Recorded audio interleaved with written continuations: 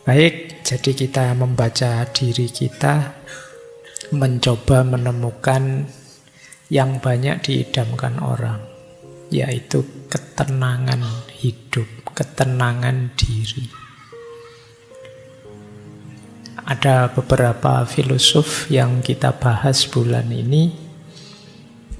Semoga sedikit banyak bisa membantu kita ya, karena belakangan itu saya banyak sekali yang curhat galau, hidupnya tidak tenang, merasa panik ini, panik itu, cemas ini, cemas itu.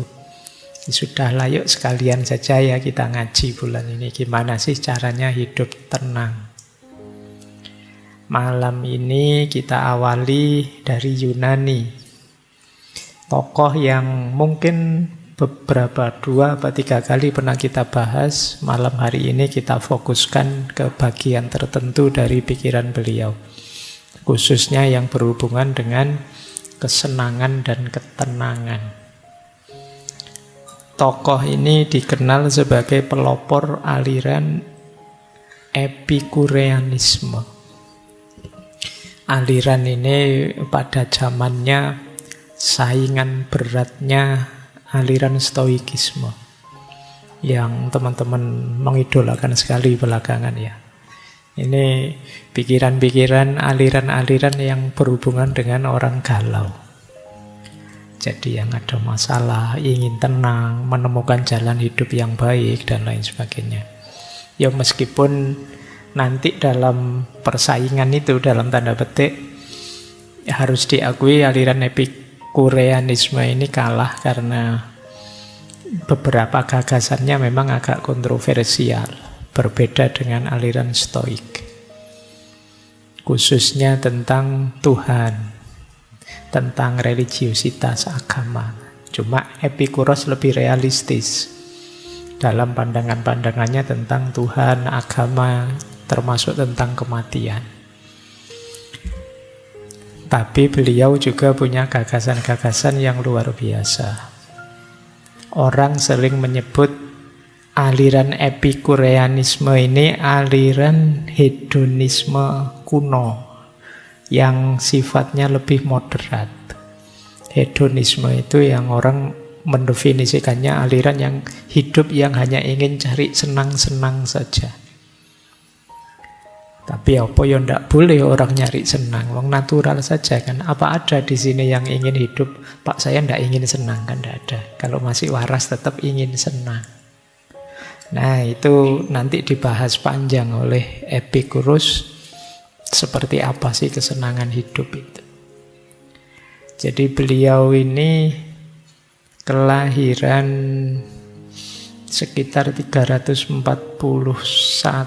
sebelum Masehi, nanti meninggalnya 270-an sebelum Masehi.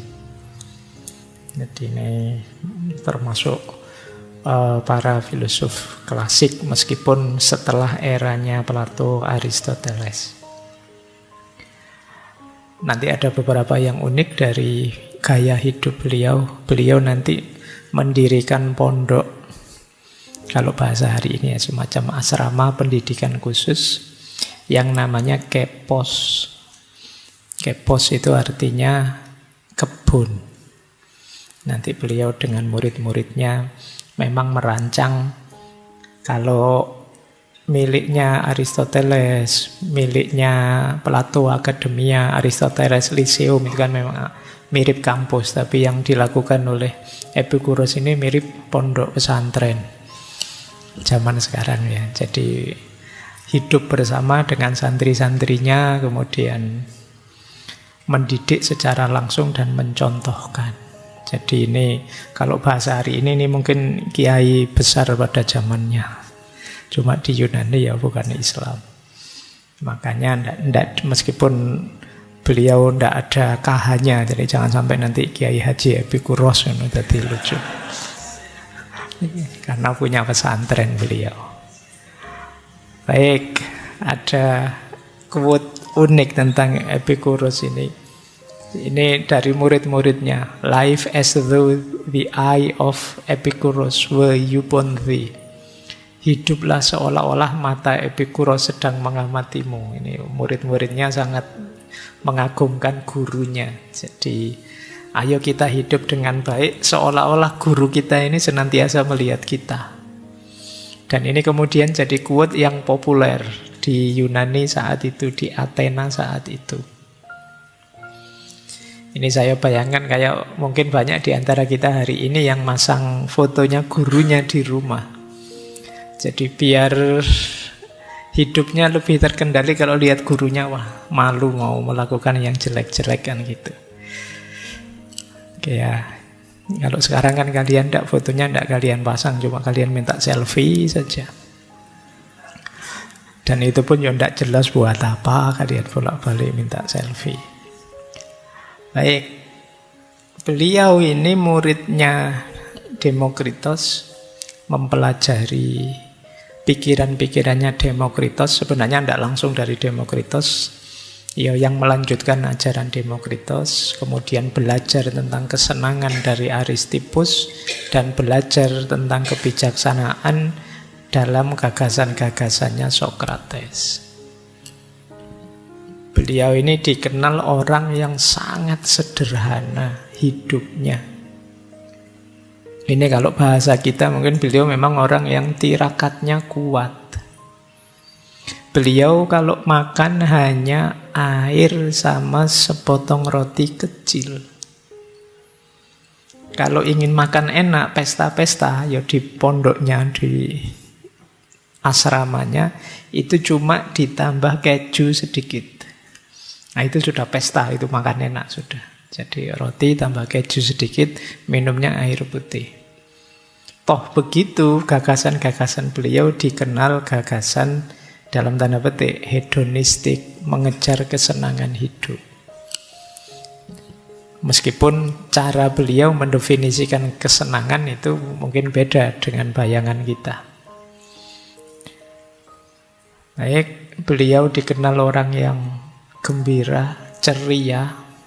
Jadi bisa dibayangkan ya, hidup tirakat, sangat sederhana, tapi tiap hari gembira. Itu tipe beliau. Bahkan sampai akhir hidup beliau, waktu mau meninggal, itu beliau meninggal itu karena sakit ginjal. Jadi beliau kesakitan kalau kencing, kesakitan. Jadi mungkin ada batu ginjal di saluran kencingnya, yang itu harusnya sangat sakit, tapi di beberapa surat terakhir pada sahabat-sahabatnya itu masih ceria. Jadi kalimat-kalimatnya itu masih kalimat yang gembira. Nah, itu tipenya Epikuros. Bahkan beliau sampai pernah mengalami diusir oleh warga masyarakatnya karena dianggap pikiran-pikirannya kontroversial. Itu pun beliau masih ceria. Itu. Jadi kalau kalian bisa seperti beliau, hidupmu bahagia.